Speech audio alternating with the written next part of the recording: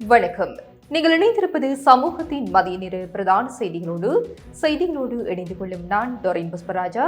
விரிவான செய்திகளுக்குள் செல்வதற்கு முன்னதாக முதலில் தலைப்புச் செய்திகள். தீவிரமடையும் தென்மேற்கு பருவப்பயிற்சி வெள்ளத்தில் அடித்து செல்லப்பட்டு ஒருவர் உயிரிழப்பு. 4 மாவட்டங்களில் 7757 பேர் பாதிப்பு. கொலை, கப்பம் மற்றும் போதைப்பொருள் கடத்தலுடன் தொடர்புடைய குற்றவாளிகளுக்கு வலைவீச்சு போலீஸ் ஊடக பேச்சாளர் தகவல். நாட்டில் மீண்டும் மருந்து பொருட்களுக்கு கடும் தட்டுப்பாடு ஏற்படும் அபாயம். நிபுணத்துவ மருத்துவர் சமால் சஞ்சீவ எச்சரிக்கை. டாலரின் மதிப்பு கூடும் என காத்திருக்க வேண்டாம். புலம்பெயர் இளைஞர்களிடம் அமைச்சர் வசந்த சமரசிங்க அவசர கோரிக்கை. கிழக்கில் தீவிரவாதிகளுக்கு ஆயுத பயிற்சி அளிக்கப்படுவதாக புலனாய்வு தகவல். லண்டன் இணையதளம் பரபரப்பு வெளியீடு. அங்குன குலப்பெச சிறையில் மர்ம காய்ச்சல் பரவல். கைதியொருவர் பரிதாபமாக உயிரிழப்பு. 8 பேர் அவசர பிரிவில் அனுமதி. வெளிமடையில் தோட்ட அதிகாரி தொழிலாளி இடையே மோதல். 2 மருத்துவமனையில் அனுமதி. விபத்து அல்ல, திட்டமிட்ட படுகொலை. சந்திவெளியில் விபத்தின் பின்னணி அம்பலம். சாரதி கைது. முதலமைச்சர் விஜயின் மனிதாபிமான பதிவை தீவிரமாக சித்தரிக்க வட இந்திய ஊடகங்கள் முயற்சி. வேல்முருகன் கடும் கண்டனம். ஈரானுக்கு எதிராக மீண்டும் ராணுவ தாக்குதல் நடத்த ட்ரம்ப் நிர்வாகம் தீவிர ஆலோசனை. அமெரிக்க ஊடகங்கள் பரபரப்பு தகவல். அவை எமது தலைப்பு செய்திகள். இனி தொடர்பான விரிவான செய்திகள். Fourth Monkey Connect. AI works for you. உலகம் முழுவதும் தமிழர்களுக்கான AI WhatsApp business connect. Business தேடுறீங்களா? வாட்ஸ்அப் போதும். எந்த நாட்டிலிருந்தும் பதிவு செய்ய தயாராயிருங்க. Coming soon. நாட்டில் தற்போது நிலை பெற்று வரும் தீவிர தென்மேற்கு பருவப்பெயர்ச்சி காலநிலை காரணமாக பல மாவட்டங்களில் வெள்ளம் மற்றும் மண் சரிவு அபாயம் ஏற்பட்டுள்ளதாக அனைத்து முகாமைத்துவ மத்திய நிலையம் எச்சரித்துள்ளது. இந்த சீரற்ற வானிலையால் கம்பக மாவட்டத்தின் திவிலப்பட்டிய பகுதியில் ஏற்பட்ட வெள்ளப்பெருக்கில் சிக்கி 64 வயதுடைய முதியவர் ஒருவர் அடித்து செல்லப்பட்டு பரிதாபமாக உயிரிழந்துள்ளார். தற்போதைய நிலவரப்படி 4 மாவட்டங்களைச் சேர்ந்த 20 பிரதேச செயலாளர் பிரிவுகளில் வாழும் 1966 குடும்பங்களைச் சேர்ந்த 7757 பேர் கடுமையாக பாதிக்கப்பட்டுள்ளனர். அவர்களுள் வீடுகளை இழந்த 201 பேர் தற்காலிகமாக 6 பாதுகாப்பான தங்குமிட முகாம்களில் தங்க வைக்கப்பட்டுள்ளனர். மேலும் இந்த அனர்த்தங்களால் 2 வீடுகள் முழுமையாக 123 வீடுகள் பகுதியளவிலும் சேதமடைந்துள்ளதாக அனைத்து முகாமித்துவ மத்திய நிலையம் விடுத்துள்ள அறிக்கையில் தெரிவிக்கப்பட்டுள்ளது. கடந்த 24 மணித்தியாலங்களில் அதிகூடிய மழை வீழ்ச்சியாக கம்பக மாவட்டத்தின் அத்தனகல்ல பகுதியில் 137.80 மில்லிமீட்டர் மழை பதிவாகியுள்ளது. தொடர் மழையினால் ஏற்பட்ட வெள்ளப்பெருக்கு காரணமாக கட்டுநாய்க்கு மினிவாங்கோட வீதி நைகந்த பகுதியில் முற்றாக தடைப்பட்டுள்ளது. பொதுமக்கள் மற்றும் வாகன ஓட்டுநர்கள் பின்வரும் மாற்று வழிகளை பயன்படுத்துமாறு போலீஸ் ஊடக பிரிவு கேட்டுக் கொண்டுள்ளது. கொழும்பிலிருந்து அதிவேக நெடுஞ்சாலை வழியாக வந்து கட்டுநாய்க்கு வழியே குருநாகல் அதிவேக நெடுஞ்சாலைக்கு செல்ல விரும்பும் வாகனங்கள் ஜாயில மற்றும் மினிவாங்கொட ஊடாக பயணிக்கலாம். குருநாகல் அதிவேக நெடுஞ்சாலையிலிருந்து கட்டுநாய்க்கு வழியாக கொழும்பு நோக்கி வரும் வாகனங்களும் மினிவாங்கொட மற்றும் ஜாயில ஊடாக பயணிக்க முடியும். மினிவாங்கொட ஜாயில சாலை வழியாக மினிவாங்கொட மற்றும் சீதுவ ஊடாக தங்களது மாற்று பயணங்களை மேற்கொள்ளலாம். மாதம்பி பகுதியில் பிரதான வீதி வெள்ள நீரில் மூழ்கியுள்ளதால் கொழும்பு மற்றும் புத்தளம் நோக்கி செல்லும் வாகன சாரதிகள் மிகுந்த அவதானத்துடன் செயல்படுமாறு போலீசார் வேண்டியுள்ளனர். தேசிய கட்டட ஆராய்ச்சி நிறுவனம் மூலம் விடுக்கப்பட்டுள்ள மண் சரிவு எச்சரிக்கையில் கேகாலி மாவட்டம் திரணியாக்கலை, ட்ருவன்வெல்லை, தெகியோவிட்டு, ரத்தினபுரி மாவட்டம் எகலியகொட, குருவிட்டு, அயக்கமு, ரத்தினபுரி நகரம் ஆகிய பகுதிகளுக்கு 3ஆம் கட்ட எச்சரிக்கை விடுக்கப்பட்டு மக்கள் உடனடியாக பாதுகாப்பான இடங்களுக்கு வெளியேறுமாறு அறிவுறுத்தப்பட்டுள்ளனர். கொழும்பு, கம்பகா, களுத்துறை ஆகிய மாவட்டங்களில் சில பகுதிகளுக்கு 2ஆம் மற்றும் 1ஆம் கட்ட எச்சரிக்கைகளும் விடுக்கப்பட்டுள்ளன.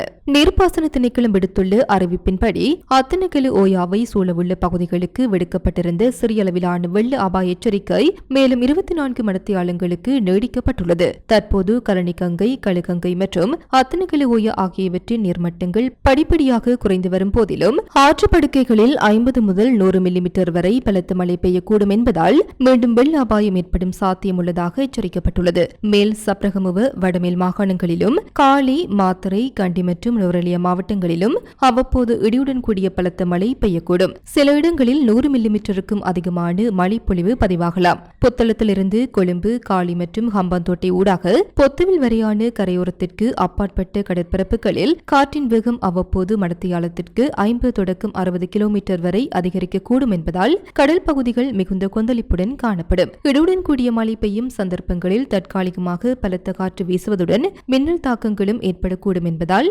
பொதுமக்கள் மற்றும் மீனவர்கள் தங்களை பாதுகாத்துக் கொள்ள தேவையான முன்னெச்சரிக்கை நடவடிக்கைகளை உடனடியாக மேற்கொள்ளுமாறு அரசு கேட்டுக் கொண்டுள்ளது. PT Cash and Curry VT Super Store in Kailani Annapurani பிராண்டில் அன்றாட வாழ்க்கையின் அனைத்து பொருட்களையும் ஒரே இடத்தில் பெற்றுக்கொள்ள PT Cash and Curry பாரிஸில் லாட்சப்பல். வெளிநாடுகளில் தஞ்சம் புகுந்து கொண்டு இலங்கைக்குள் திட்டமிட்ட குற்ற செயல்கள் மற்றும் பெருமளவிலான போதைப்பொருள் கடத்தல்களை வழிநடத்தி வந்து பாதாள உலக குழுக்களுடன் தொடர்புடைய 21 முக்கிய சந்தேக நபர்கள் துபாயில் வைத்து கைது செய்யப்பட்டு நாட்டுக்கு அழைத்து வரப்பட்டுள்ளனர்.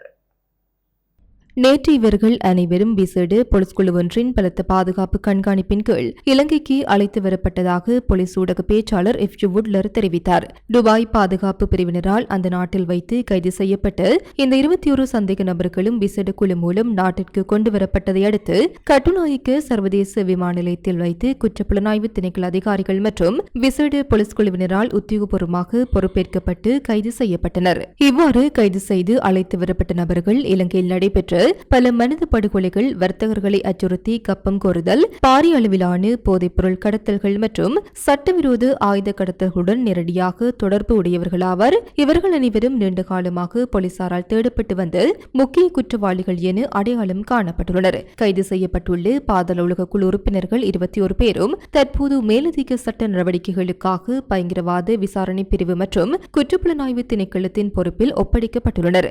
இவர்களுடன் தொடர்புடைய ஏனைய கூட்டாளிகள் இவர்களின் நிதி பரிமாற்றங்கள் மற்றும் சர்வதேச வலையமைப்புகள் குறித்து ரகசிய தகவல்களை வெளிக்கொணரும் நோக்கில் இவர்களை தடுப்பு காவலில் வைத்து தீவிர விசாரணைகளுக்கு உட்படுத்த போலீசார் நடவடிக்கை எடுத்துள்ளனர். இவ்விடயம் குறித்து போலீஸ் ஊடக பேச்சாளர் மேலும் தெரிவிக்கையில், நாட்டில் பாரிய குற்ற செயல்களில் ஈடுபட்டுவிட்டு சட்ட நடவடிக்கைகளில் இருந்து தப்பிப்பதற்காக வெளிநாடுகளுக்கு சென்று தலைமறைவாகியுள்ள ஏனைய குற்றவாளிகளையும் சர்வதேச போலீசாரின் உதவியுடன் நாட்டிற்கு கொண்டு வருவதற்கான சட்ட நடவடிக்கைகள் தொடர்ந்து முன்னெடுக்கப்பட்டு வருகின்றன. நாட்டில் உள்ள பாதாள உலக குழுக்களின் ஒட்டுமொத்த வலையமைப்புகளையும் முற்றாக ஒழிப்பதற்கு போலீசார் அர்ப்பணிப்புடன் செயல்பட்டு வருகின்றனர் என உறுதியளித்தார்.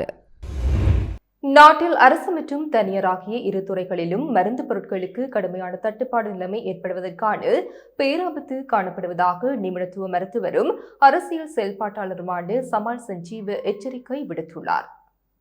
இது குறித்து அவர் மேலும் விளக்குகையில், அமெரிக்க டாலருக்கு நிகரான இலங்கை ரூபாவின் பெறுமதி வீழ்ச்சியடைந்துள்ளமையே இந்த தட்டுப்பாட்டு அபாயத்திற்கு முதன்மை காரணியாக அமைந்துள்ளது. டாலரின் பெறுமதி தொடர்ந்து அதிகரித்து வருவதன் காரணமாக வெளிநாடுகளில் இருந்து மருந்து பொருட்களை நாட்டுக்குள் இறக்குமதி செய்வதற்கு முன்பை விடவும் மிக கூடுதல் தொகையை செலவிட நேரிடும் என அவர் சுட்டிக்காட்டியுள்ளார். நாட்டின் சில பகுதிகளில் உள்ள மருந்தகங்களில் தற்போதைய நிலையிலேயே சில அத்தியாவசிய மருந்து பொருட்களுக்கு தட்டுப்பாடு நிலவ தொடங்கியுள்ளதாக மருத்துவர் சமால் சஞ்சீவ தெரிவித்துள்ளார். இந்த நிலைமைக்கு சாதகமான தீர்வுகள் எட்டப்படாமல் தொடர்ந்து நீடிக்குமாயின் கடந்த 2022 ஆண்டில் நாடு எதிர்கொண்டதை போன்றதொரு பாரதூரமான மருந்து தட்டுப்பாடு மீண்டும் ஏற்படக்கூடும் என அவர் அச்சம் வெளியிட்டுள்ளார். எனவே பொதுமக்களின் சுகாதார பாதுகாப்பை கருத்தில் கொண்டு இந்த நெருக்கடிக்கு தற்காலிகமாகவேனும் தீர்வு காணும் வகையில் மருந்து பொருட்களை இறக்குமதி செய்வதற்கான தற்போதைய நடைமுறைகளில் அரசாங்கம் உரிய தளர்வுகளை ஏற்படுத்த வேண்டும் என டாக்டர் சமால் சஞ்சீவ அவசரமாக கோரிக்கை விடுத்துள்ளார். இலங்கையில் அமெரிக்க டாலருக்கு எதிராக உள்நாட்டு ரூபாவின் பெறுமதி பாரிய வீழ்ச்சியை சந்தித்து வரும் நிலையில் வெளிநாடுகளில் வாழும் இலங்கையர்கள் இலங்கைக்கு பணம் அனுப்புவதை குறைத்து வருவதாக தெரியவந்துள்ளது.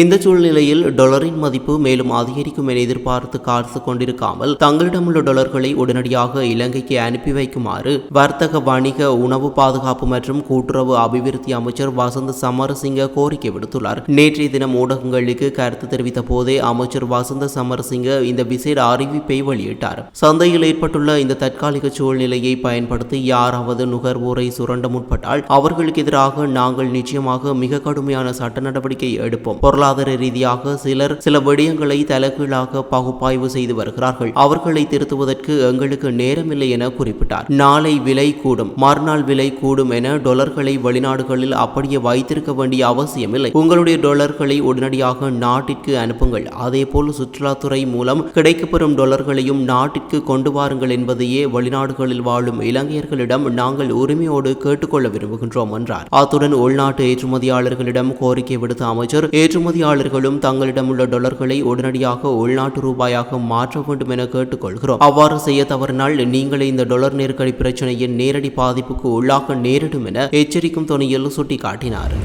கிழக்கு மாகாணத்தில் முஸ்லிம் தீவிர போக்குடைய சிலருக்கு ரகசியமான முறையில் ஆயுத பயிற்சிகள் வழங்கப்பட்டு வருவதாகவும் இவை எதிர்காலத்தில் நாட்டில் பாரிய அசம்பாவிதங்கள் ஏற்படுவதற்கு மூல காரணமாக அமையலாம் என்றும் சர்வதேச போலீஸ் இணையதளமான IODPP புலனாய்வு தகவல்களை மேற்கோள் காட்டி பரபரப்பு தகவலை வெளியிட்டுள்ளது.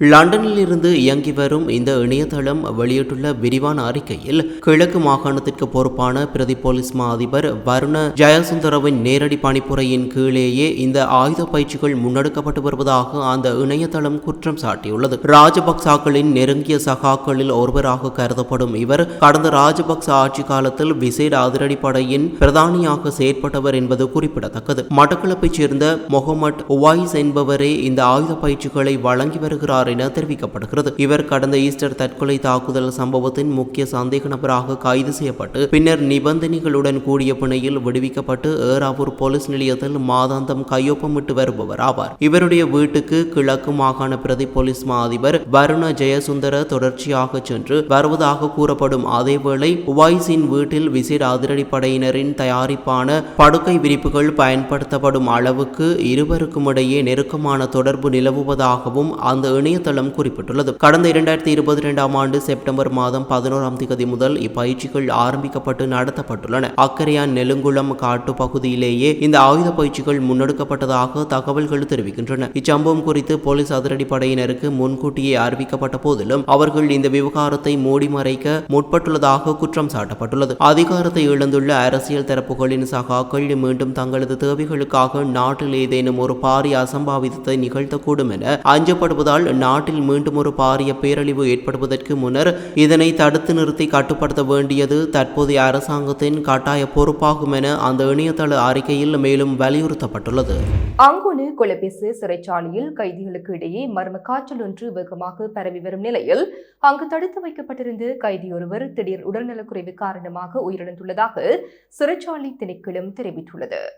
திடீரென உடல்நலக்குறைவுக்கு உள்ளான குறித்த கைதி சிறைச்சாலை மருத்துவரின் ஆலோசனையின் பேரில் உடனடியாக அங்குன கொலபெச பிரதேச மருத்துவமனையில் அனுமதிக்கப்பட்டிருந்தார். எனினும் சிகிச்சை பலனின்றி அவர் நேற்றைய முன்தினம் உயிரிழந்துள்ளதாக சிறைச்சாலையின் ஊடக பேச்சாளர் உத்தியோகபூர்வமாக தெரிவித்துள்ளார். உயிரிழந்த கைதி 45 வயதுடைய ஆண் என அடையாளம் காணப்பட்டுள்ள போதிலும் அவரது மரணத்திற்கான துல்லியமான காரணம் இதுவரை கண்டறியப்படவில்லை. இதற்கிடையே அங்குன கொலபெச சிறையில் உள்ள குறிப்பிட்ட ஒரு சிறை கட்டிடத்தில் தடுத்து வைக்கப்பட்டுள்ள சிறை கைதிகள் இடையே மர்ம காய்ச்சல் பரவி வருவதாக சிறைச்சாலை ஊடக பேச்சாளர் உறுதிப்படுத்தியுள்ளார். இந்த காய்ச்சலால் பாதிக்கப்பட்டு நிலைமை மோசமடைந்த 8 கைதிகள் முதற்கட்ட சிகிச்சைக்காக அங்குனகொல பெலச பிராந்திய மருத்துவமனையில் அனுமதிக்கப்பட்டிருந்தனர். பின்னர் அவர்கள் மேலதிக அவசர சிகிச்சைக்காக ஹம்பாந்தோட்டை பொது மருத்துவமனைக்கு மாற்றப்பட்டு தற்போது தீவிர சிகிச்சைக்கு உட்படுத்தப்பட்டுள்ளனர். உயிரிழந்த கைதியின் மரணத்திற்கு காரணம் சிறைச்சாலையில் பரவி வரும் இந்த மர்ம காய்ச்சலா என்பது குறித்த உறுதியான தகவல்கள் இன்னும் வெளியாகவில்லை. எவ்வாறாயினும் சிறைச்சாலை உட்சூழலில் காய்ச்சல் பரவி வரும் விசித்திரமான நிலைமை மற்றும் கைதியின் மரணம் தொடர்பாக சுகாதார பிரிவினர் மற்றும் மருத்துவ அதிகாரிகள் இணைந்து விரிவான விசாரணைகளை ஆரம்பித்துள்ளனர். வெளிமடை டயரபா பெருந்தோட்ட பகுதியில் தொழிலாளர் ஒருவர் தோட்ட உதவி அதிகாரி ஒருவரினால் தாக்கப்பட்டதாக வெளிமடை போலீஸ் நிலையத்தில் முறைப்பாடு செய்யப்பட்டுள்ளது. இந்த தாக்குதல் சம்பவம் இடம்பெற்றதை வெளிமடை போலீஸ் அதிகாரி ஒருவர் உறுதிப்படுத்தியுள்ளார். பெருந்தோட்ட பகுதிகளில் அப்பாவி தொழிலாளர்கள், தோட்ட முகாமையாளர்கள் மற்றும் அதிகாரிகளால் தாக்கப்படும் சம்பவங்கள் அண்மை காலமாக அதிகரித்து வரும் நிலையில் இது குறித்து நாடாளுமன்றத்தில் நேற்று உத்தியோகபூர்வமாக விவாதிக்கப்பட்டு விசேட தீர்மானங்கள் எடுக்கப்பட்டன. இவ்வாறு நாடாளுமன்றத்தில் தீர்மானங்கள் எடுக்கப்பட்ட அடுத்த நாளே வெளிமடையில் இந்த தாக்குதல் சம்பவம் பதிவாகியுள்ளமை தோட்ட தொழிலாளர்கள் மத்தியில் பெரும் அதிர்ச்சியை ஏற்படுத்தியுள்ளது. வெளிமடை டயரபா பெருந்தோட்ட பகுதியில் நேற்று காலை இரு தரப்பினருக்கும் இடையே ஏற்பட்ட சிறிய வாக்குவாதம் ஒன்றின் போது இந்த தாக்குதல் சம்பவம் இடம்பெற்றுள்ளதாக போலீசாரின் ஆரம்பகட்ட விசாரணைகளில் இருந்து தெரிய வந்துள்ளது. இந்த தாக்குதலுக்கு உள்ளானதாக கூறப்படும் தோட்ட தொழிலாளி காயமடைந்த நிலையில் தற்சமயம் மருத்துவமனையில் அனுமதிக்கப்பட்டு சிகிச்சை பெற்று வருகின்றார். அதே நேரம் இச்சம்பவம் குறித்து வெளிமடை போலீஸ் அதிகாரி மேலும் விவரிக்கையில், குறித்த தாக்குதல் சம்பவத்தின் போது தொழிலாளியால் தாமும் தாக்கப்பட்டதாக கூறி சம்பந்தப்பட்ட தோட்ட உதவி அதிகாரியும் மருத்துவமனையொன்றில் அனுமதிக்கப்பட்டு சிகிச்சை பெற்று வருகின்றார் என தெரிவித்தார். இருதரப்பிலும் பரஸ்பர குற்றச்சாட்டுகள் முன்வைக்கப்பட்டுள்ள நிலையில் இச்சம்பவம் குறித்து வெளிமடை போலீசார் விசேட குழுக்களை நியமித்து தீவிர விசாரணைகளை ஆரம்பித்துள்ளனர். கொழும்பு நகரின் மிகச்சிறந்த முகவரிகளில் ஒரு புதிய வாழ்க்கை முறையின் அடையாளம் உருவாகிறது. Blue ocean group. Batticaloa Santhiveli police பிரிவுக்கு உட்பட்ட பகுதியில் துவிச்சக்கர வண்டி ஒன்றின் மீது கெப்ரக வாகனம் மோதி நபர் ஒருவர் உயிரிழந்த சம்பவம் சாதாரண விபத்து அல்ல என்றும் அது திட்டமிட்டு நடத்தப்பட்ட ஒரு படுகொலை என்றும் போலீசாரின் ஆரம்பகட்ட விசாரணைகளில் இருந்து அதிரடியாக தெரியவந்துள்ளது.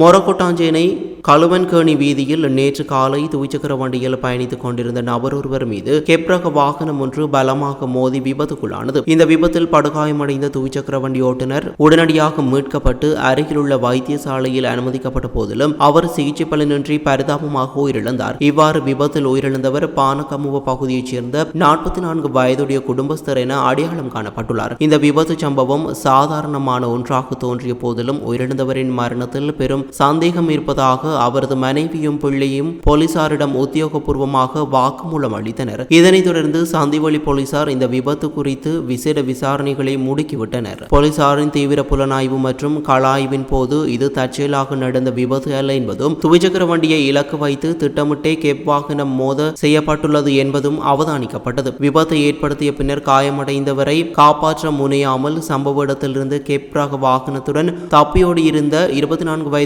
இளம் சாரதியை போலீசார் அதிரடியாக கைது செய்துள்ளனர். கைது செய்யப்பட்ட சந்தேக நபரிடம் நடத்தப்பட்ட முதற்கட்ட விசாரணைகளின்படி அவருக்கும் உயிரிழந்த 44 வயதுடைய நபருக்கும் இடையே நீண்ட காலமாக பழைய முரண்பாடு ஒன்று நிலவி வந்துள்ளமை கண்டறியப்பட்டுள்ளது. இந்த முரண்பாட்டின் உச்சகட்டமாகவே பழிவாங்கும் நோக்கில் துவிச்சக்கர வண்டி மீது வாகனத்தை மோதச் செய்து இந்த விசித்திர கொலை சம்பவத்தை அவர் அரங்கேற்றியுள்ளார் என்பது இதுவரை நடத்தப்பட்ட விசாரணைகளில் இருந்து தெரிய வந்துள்ளது. சம்பவம் குறித்து சந்திவெளி போலீசார் மேலதிக சட்டக்கோவைகளை தயாரித்து தீவிர விசாரணைகளை தொடர்ந்து மேற்கொண்டு வருகின்றனர்.